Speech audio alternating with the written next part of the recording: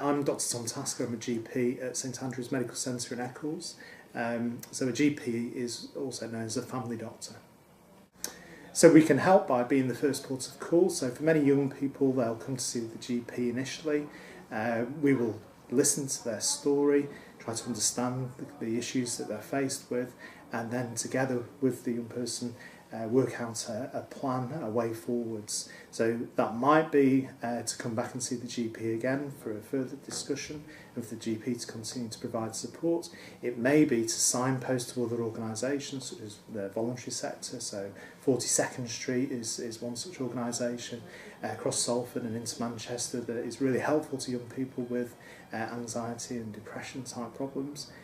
Or we may make a formal referral on. So we may refer on to CAMS, the Children and Adolescent Mental Health Service, if that's necessary.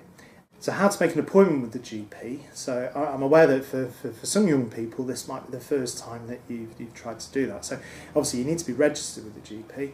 Most people will be. Your parents will have done it for you when you were younger. If you're not registered with the GP, then if you look online, there is advice in terms of how to find a local GP surgery for you to register at. With regards to making the appointments, if you're under 16, then usually we would expect an adult to accompany you to the appointment.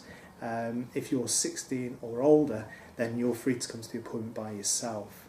In terms of the practicalities of making the appointment, you can do this by calling into the surgery or by telephoning, or practices are now offering online access. So if you're signed up to be able to do that, you can make a booking over the internet. When you come to make the booking, you don't need to give any details about why you want to be seen.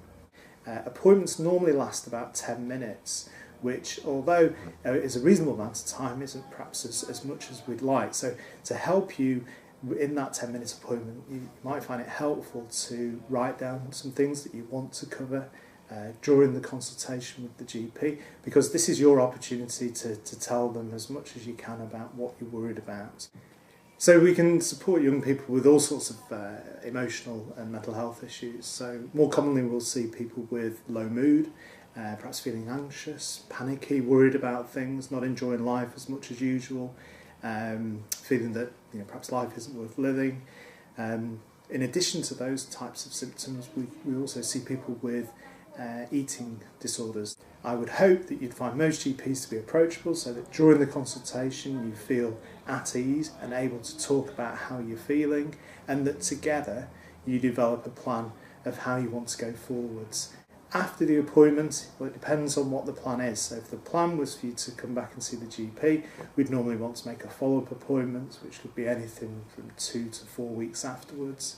If you were being passed on to another service, then it may be that you contact that service yourself if it was 42nd Street, or if it's one of the more regular mental health services such as CAMS, the GP would make the referral and then you would hear directly from the service regarding an appointment. So there's a whole range of things that we can do to help young people who come forwards.